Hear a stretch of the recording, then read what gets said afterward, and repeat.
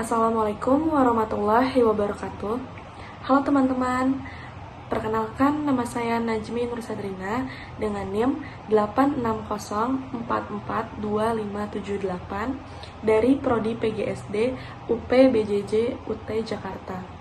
Di sini saya akan memenuhi tugas tutorial 3 mata kuliah Filsafat Ilmu mengenai pilar-pilar pendidikan dan relevansinya di era digital. Mohon disimak videonya ya. Makna pilar dalam konteks pendidikan sebagai dasar atau tiang penguat sistem pendidikan, yaitu pendidikan nasional tentu memerlukan pilar-pilar yang dengannya pendidikan dapat berdiri kokoh dan menjulang tinggi. Pilar-pilar tersebut menjadi dasar bagi setiap kita untuk melakukan dan menyelenggarakan pendidikan sesuai asas dasar pendidikan tersebut.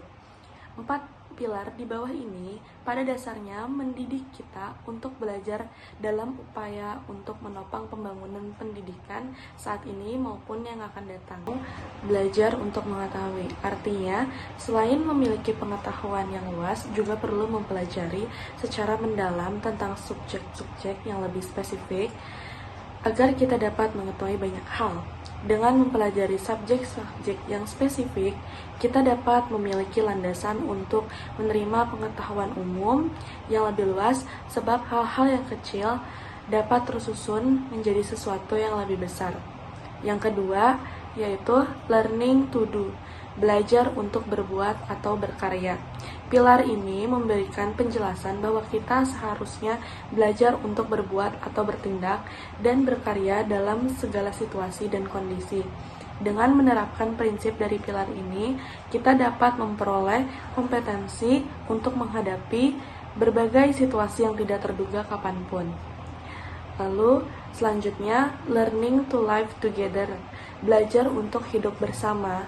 Pilar ini mengajarkan kita prinsip untuk senantiasa dapat hidup bersama, hidup berdampingan dengan orang lain dan komunitas lain tanpa adanya perselisihan yang berarti. Lalu yang terakhir, learning to be, belajar untuk menjadi diri sendiri, yaitu pilar ini menopang kita dalam mengembangkan kepribadian kita dalam menerapkan penilaian yang independen dan mengambil tanggung jawab pribadi untuk bersama. Selanjutnya yang kedua, prinsip dasar pendidikan menurut Ki Hajar Dewantara, yaitu ing arso sung tulodo, ing madya mangunkarso, dan tutwuri handayani. Ing arso sung tulodo mengacu pada makna bahwa seseorang pendidik seharusnya dapat menjadi model di hadapan anak-anak didiknya agar mereka bisa menemukan figur yang layak dan patut dicontohi baik dalam bersikap maupun berperilaku.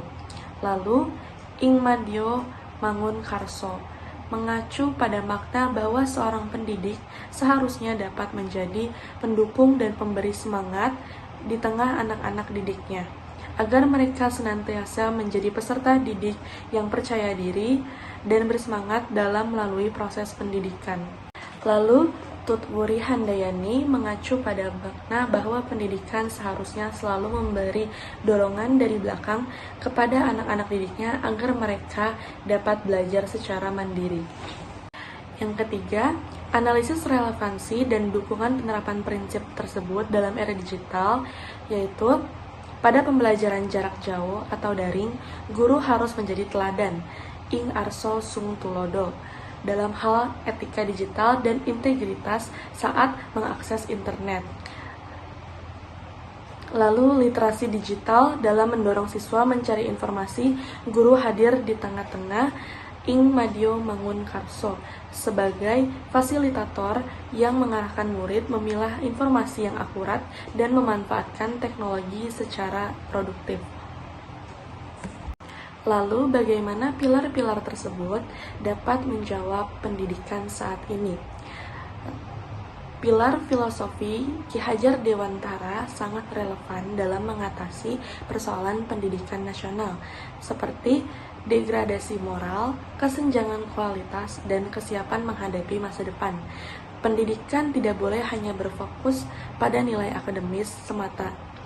Kecerdasan kognitif tetapi harus menyeimbangkan dengan budi pekerti, karakter, agar anak didik mampu menjawab tantangan nyata di masa kini.